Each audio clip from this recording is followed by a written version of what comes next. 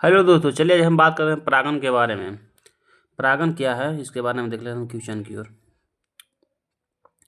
चलिए देखते हैं। क्वेश्चन है, परागण कौन किसमें पाए जाते हैं। ऑप्शन ए है वर्तिकाग्र, ऑप्शन बी है बीजांड, ऑप्शन सी है परागकोश, ऑप्शन डी है पुष्प गुहा लुई को। चलिए इसका आंसर की ओर हम लोग बात करते हैं।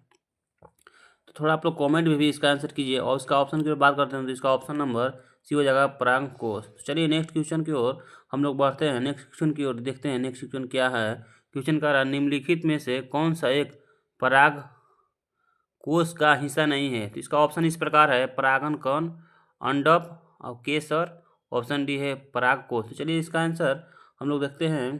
क्वेश्चन RRB ग्रुप डी 9/10/2018 को शिफ्ट 3 में पूछा गया। इसका ऑप्शन की ओर बात करते हैं, ऑप्शन नंबर इसका बी आंसर हो जाएगा। चलिए नेक्स्ट क्वेश्चन की ओर के हम आगे बढ़ते हैं। तो चलिए नेक्स्ट क्वेश्चन ये कह रहा है कि एक फूल के परागकोश से वर्तिकाग्र तक परागणों के हस्तांतरण को कहा जाता है। इसका ऑप्शन इस प्रकार है, यौन प्रजनन, पूर्ण जनन, परागण, वाष्पोत्सर्जन। तो चलिए इसका आंसर की ओर हम लोग बात करते हैं। इसका ऑप्शन नंबर सी हो जाएगा परागण। चलिए नेक्स्ट क्वेश्चन की ओर हम लोग अब आगे बढ़ते हैं। तो नेक्स्ट क्वेश्चन ये कह रहा है कि परागकण के द्वारा उत्पन्न किए जाते हैं। ऑप्शन ए है परागकोश, ऑप्शन बी है अंडाशय है, ऑप्शन सी है वर्तिकाग्र, ऑप्शन डी है फिलामेंट। तो चलिए इसका आंसर आप लोग कमेंट कीजिए। चलिए इसका आंसर की ओर हम लोग बात करते हैं। तो इसका आंसर ऑप्शन नंबर ए हो जाएगा परागकोश।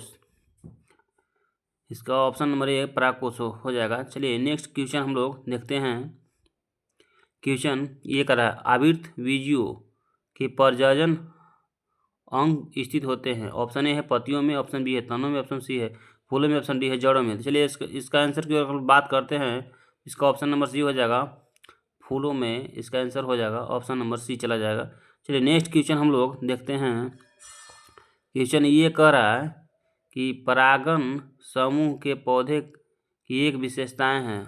ऑप्शन ए है टेरिडोफाइटा, ऑप्शन बी है एंजियोस्पर्म, ऑप्शन सी है बायोफाइट, ऑप्शन डी है परागनिषेचन। चलिए इसका आंसर की हम लोग बात करते हैं।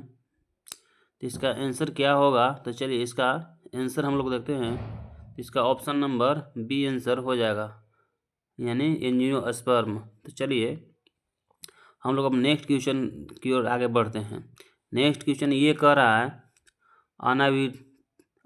अनावृत बीजी जिम्नोस्पर्म को आमतौर पर प्रकार के बीजों के रूप में जाना जाता है, क्योंकि उनमें फूल नहीं लगते हैं और उनके बीज एक विशेष अंडाशय में निहित होने के बजाय पौधे का प्रजनन संरचनाओं की सतह पर विकसित होते हैं। चलिए इसका आंसर की ओर हम लोग बात करते हैं। तो अब ऑप्शन इस प्रकार है, गैर गतिशील नर युग्मक, ऑप्शन बी है अनावृत, ऑप्शन सी है पंख वाले, ऑप्शन डी है सही टेढ़े। तो चलिए इसका आंसर की अगर हम लोग बात करते हैं, इसका ऑप्शन नंबर बी चला जाएगा अनावृत। नेक्स्ट क्वेश्चन हम लोग देखते हैं। नेक्स्ट क्वेश्चन ये कह रहा है कि निम्नलिखित में से किस पौधे ने बीज पौधे करने की क्षमता खो देती है। मतलब बीज हम बीज पैदा करने की क्षमता को खो देती है। तो इसका आंसर ऑप्शन में ये हो जाएगा चमेली। इसका आंसर हो जाएगा। ये बहुत सरल सवाल था, कोई हार्ड ज़्यादा नहीं था। चलिए नेक्स्ट क्वेश्चन हम लोग देखते हैं। नेक्स्ट क्वेश्चन ये कह रहा है कि परागणों का बाह्य परत एक्सिन की बनी होती है, जो एक अत्यधिक प्रतिरोधी कार्बनिक पदार्थ है। इसका ऑप्शन इस प्रकार है, माइक्रोपोलिनिन, इंटाइनिन, स्पोरोपोलिनिन, माइक्रोस्पोरट्रेडस। तो चलिए इसका आंसर की ओर हम लोग बात करते हैं। तो चलिए इसका आंसर क्या हो जाएगा। इसका ऑप्शन नंबर सी आंसर हो जाएगा स्पोरोपोलिनिन। चलिए नेक्स्ट क्वेश्चन हम लोग देखते हैं। नेक्स्ट क्वेश्चन ये कह रहा है दोस्तों कि नेक्स्ट क्वेश्चन, मानव की आवाज़ का उत्पन्न खाली स्थान है में कंपन के कारण होता है। श्वास नली में प्रक्रिया, ऑप्शन बी है स्वर रज्जु, ऑप्शन सी है फेफड़ा, ऑप्शन डी है नासिका। इसका आंसर की ओर बात करते थे, इसका ऑप्शन नंबर बी हो जाएगा स्वर रज्जु। चलिए नेक्स्ट क्वेश्चन हम लोग आगे बढ़ते हैं। नेक्स्ट क्वेश्चन की ओर। नेक्स्ट क्वेश्चन ये कह रहा है कि पौधे से बीज में भ्रूण होता है जो उचित परिस्थितियों में अंकुरित हो जाता है। इस प्रक्रिया को इनमें से किस रूप में जाना जाता है? इसका ऑप्शन इस प्रकार है: अंकुरन, ऑप्शन बी है पर परागण, ऑप्शन सी है परागण, ऑप्शन डी है वाष्पोत्सर्जन। आप लोग आंसर कमेंट कीजिए क्या इसका आंसर होगा। चलिए इसका आंसर की ओर बात करते हैं तो इसका ऑप्शन नंबर ए हो जाएगा अंकुरन। चलिए नेक्स्ट क्वेश्चन की ओर हम लोग बढ़ते हैं। क्वेश्चन ये कह रहा है एंटोमोफिली परागण इनमें से किसके मदद से होता है? ऑप्शन ए है कीट, ऑप्शन बी है वायु, ऑप्शन सी है जंतु, ऑप्शन डी है पानी। तो ये तो बहुत सरल सवाल था। चलिए इसका आंसर की ओर बात करते हैं तो इसका ऑप्शन नंबर ए हो जाएगा कीट, आंसर हो जाएगा। चलिए नेक्स्ट क्वेश्चन की ओर देखते हैं। स्त्रीलिंग चौराहे पर महिला में पराग कणों का स्थान क्या है?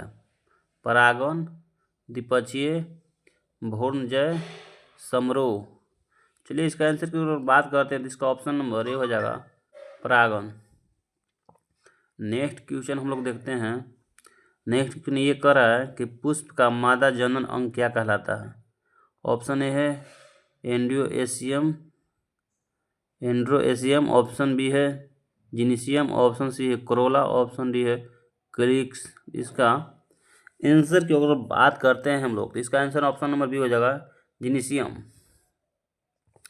चलिए नेक्स्ट क्वेश्चन की ओर आगे बढ़ते हैं। नेक्स्ट क्वेश्चन ये कह रहा है बढ़ते भ्रूण के लिए पोषण ऊतक के रूप में कार्य करता है।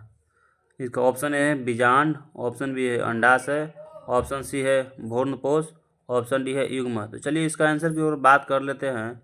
इसका आंसर की ओर बात करते हैं। इसका ऑप्शन नंबर सी हो जाएगा भ्रूणपोष। इसका आंसर हो जाएगा ऑप्शन नंबर सी हो जाएगा। चलिए नेक्स्ट क्वेश्चन की ओर आगे हम लोग बढ़ते हैं। क्वेश्चन ये कह रहा है कि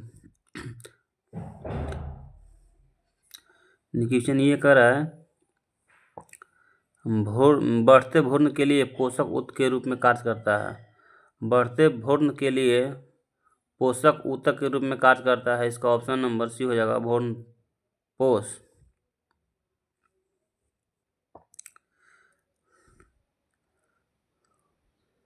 चलिए दोस्तों, रोज पर डे क्लास अपडेट किया जाएगा यूट्यूब पर। आप लोग देखते रहिए चैनल।